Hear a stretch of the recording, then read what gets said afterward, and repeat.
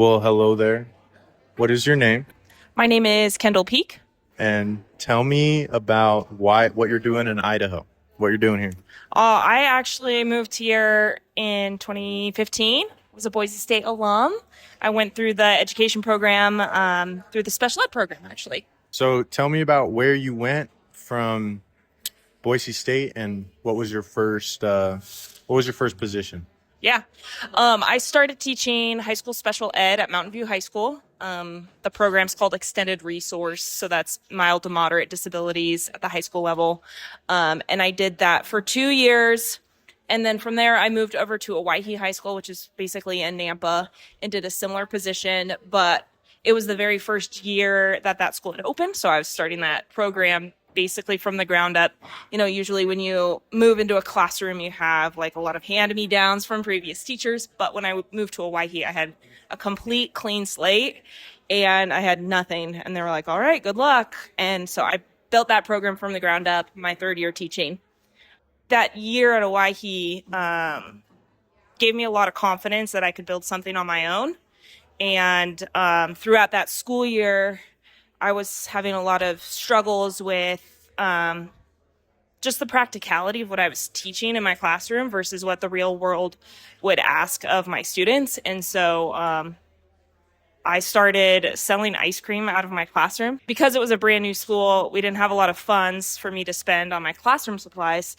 So me and my students came up with a plan to sell ice cream out of my classroom. And we wrote up the menu together. We shopped our supplies.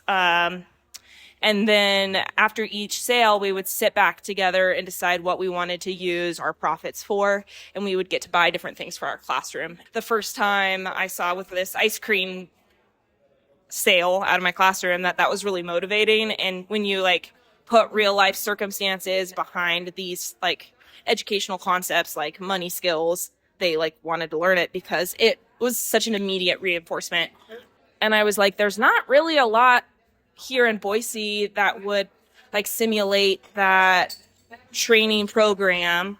And so I quit my job and we started brainstorming. That first summer, right after I quit my job, I was talking with a lot of mentors in my life that were like, start small, work your way up. Don't just dive in and start with a brick and mortar shop because, you need to learn a lot of things. You need to have proof of concept. You need to have the confidence of your donors to back up a big project later on. So we operated for about 9 months doing social programs, which is another part of our nonprofit umbrella. And after about 9 months, I had fundraised $20,000 to start our first small business, which is a little mobile coffee cart. I say little, but it's 6 feet long.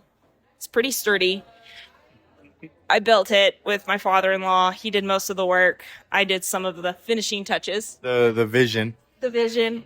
I've got a lot of fun pictures of me sitting in the base of the coffee cart in the garage. We launched the coffee cart a year after our very first social event, which was really impactful for me because we had funded and got that business started within a year. And then from there, we just started taking the cart places. We hired 7 adults with disabilities to run that mobile cart.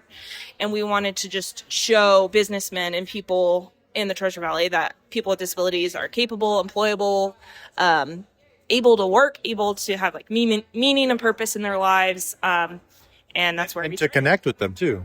Tell me about how the customers initially connected with your employees. Even as a special ed teacher, I was kind of blown away with their abilities to just jump right in and learn. We don't have just a Keurig and a push and touch machine. They actually have to go through the process of grinding the beans, tamping, putting it in to pull the shot and steaming the milk.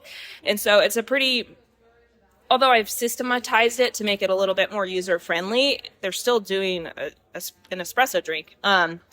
And so sometimes customers will just look at one of my employees, skeptical, and then watch him do the process. And I'm like, yeah. And even my own thoughts and perceptions were, kind of destroyed within the first few weeks of watching my employees rise to the challenge. There's just so much joy with our employees. It's you can't really be upset when you're hanging out with Ian at the coffee bar. So we did the mobile coffee cart. Man, we're at like 225 pop-ups ranging from public markets. We popped up downtown outside of Boise State, thrift stores. We've done a lot of private events like Micron, Simplot, HP, For the football team. the football team, the athletic department, For one of the concerts out there. the Eagle Concert Series. You kind of got yourself out there. Yeah, we had a physical footprint, and in every part of the Treasure Valley, we have had one of our businesses at over the years. And so now that we are getting ready to open our first brick and mortar, we have like support from all over the Treasure Valley because people have seen our cart or our employees out and about. And so I think that's given us a really good, opportunity to move into a building and have that support built in already. Yeah. So tell me about, decided to not do brick and mortar at first. You decided to start with the cart. Well, you started with the events, and then you did cart and events, and then you had another cart, back to ice cream, and now you're finally looking at your brick and mortar, and you just started demolition on it, right? Tell me about that. Uh-huh. So it's really crazy. When we look at our timeline, it's gone very fast. We've done one major program a year, started with socials in 22, added our mobile cart in 23, added our mobile ice cream in 24. In 2025, we added another mobile cart at HP's campus on Chinden. That's 3 days a week, and we're contracted out to work that. And then in 2026 is when we'll open our brick and mortar. Once the brick and mortar opens in April, said that out loud, April, we have, so much more confidence that we're not just jumping in head first. We were easily I had to fundraise $100,000 for the project, and I did that in a matter of 3 months. Whereas if I had done that back in 2022, I think that would have taken me 2 years to fund because there was literally no proof of concept. Yeah, and there's some businesses that have tried a similar model and just aren't very successful because they put the charity part of it first. But we've always operated as we're a business first. We want to make sure that we're producing good quality and that our employees are well trained and doing well. And that when we bring that to funders and we say we have broken even on 95% or more of our pop-ups, they're like, that is a proof of concept that I can get behind. And that's how we raised $100,000 at 3 months to open our brick and mortar. I would say that a lot of the population sees people with disabilities as takers. They take, they require money from Medicaid. They, require all of these things, but You're showing them what they can give. yeah. And in this model, we're able to show them no, people with disabilities can give. Come get a cup of coffee. We're not asking for you to, donate all of this money to support us. Just come buy a $5 cup of coffee and support us and see what our employees can really do. What is the impact long-term, if you could just pick one concept, the impact long-term in the Treasure Valley that you hope Belanco will totally just change and turn around forever? Yeah. We do a cool program where we bring the cart into some of those high schools, and the high schoolers get to volunteer. And we have kind of a progression within our employees, so they kind of graduate from one program to the next, going from the easiest to the most complicated, and they grow and they make progress. And as they make progress, they promote from one thing to the next. And we had a volunteer at one of those high schools that started volunteering at the coffee cart once a quarter at a school. He got hired on with ice cream. He got hired on with mobile coffee, and now he's moving over to the brick and mortar when it opens because of the growth that he's made. And he's 21. And our goal as an organization is to keep him under our belt for 5 years till he's got that firm confidence, till he's working 20 hours a week, maybe 25 or 30. And then we can go to local businesses and say, hey, we've been training up this guy for 5 years. He's an awesome employee. And we want Belanco employees to be seen by other local businesses as a place that can give you reputable, strong, hardworking people to embed in their own business plans. And so, And your experience as a first-year that you were a third year teacher, but first year at Oahe and building up that program by yourself, that confidence you gained is kind of symbolic of the confidence you're going to give to these employees for them to go out and do their own thing. And it's scary. Like, I will tell my employees, like, we're in our trainings, they're very long. You know, we cover a lot of stuff. And I always say, this is really scary. We're covering a lot of things. You don't need to know it all at first, but I want you to know it all in a few years from now when we have practice and support. And, you know, it's not something that you're going to get immediately. But yeah, as they spend time in our programs, they get the confidence to move from high school to ice cream to mobile to the brick and mortar. And then from there, I don't know. I hope that individual will be able to move on and work somewhere else in the mainstreamed employment circle for years and years. Everybody on the planet has an idea, but are you going to do anything with it? I don't know. So you can mull over it and wait for that idea to be perfect. But at the end of the day, you know, you just got to do it. And I like to say I've done everything strategically scared. Because if you're not a little bit scared,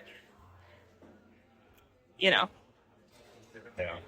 If there's no risk it, there's no biscuit. I would think that like all of the entrepreneurs in the world have a little bit of like adrenaline junkie in them. Like, I got to go for it. And it just thrills me. Yeah. Don't go to Vegas. Don't go to Vegas. No, I'm not a gambler. So just to wrap up this awesome story you've given us, what do you want the audience to know about the main goal, which is helping these people and giving them confidence and helping others meet them and connect with them? What do you have to tell the audience about that goal, and what should they get from the goal of your business? How can they take the goal of your business and implement that into their lives to be better people, and not even just for self-betterment, but also to connect with new people and gain new experience and get some of that joy you're talking about?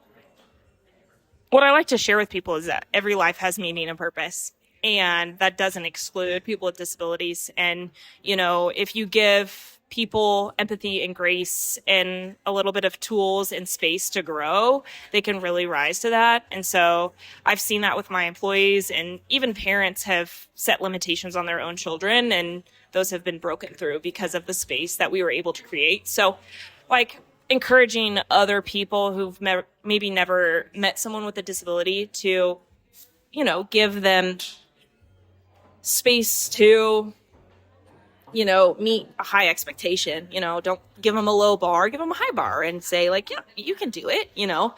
And just, I don't know if that made any sense, but Yeah, give them a high bar and then give them the grace and the tools to meet it. Exactly. And at the end of the day, like, it's such a blessing that we get to create a space for people with disabilities to belong, which is the name. But yeah, it's been a joy, and it's been 3.5 years, and I really can't imagine where we're going to be in another 3.5. I think that with the business model that is self-sustaining, we raise the funds to open a business and then it pays for itself. I think that model itself has like limitless possibilities. We could open a thrift shop. We could open 5 more coffee shops. We could open, Because they're all self-sustaining. Yeah. It doesn't become like a moral battle. No. Of like, oh, I need to support, or oh, I don't like the coffee, but I don't want to feel bad. Yeah. But you're taking the morality out of it and just saying like, look, just come for what you usually go, and we'll make it good. Yeah. So you come for the good aspects that you would go to like this coffee shop for. And then you also understand. That's really cool. We get them. We're like, oh, over time, you come a few times, and then you're like, wow, these people are really sweet. Yeah. Friday, coming in April, in the Valley. 2026. 2026. We're ready. Show up. We're scared. It's going to be awesome. Thank you, Kendall.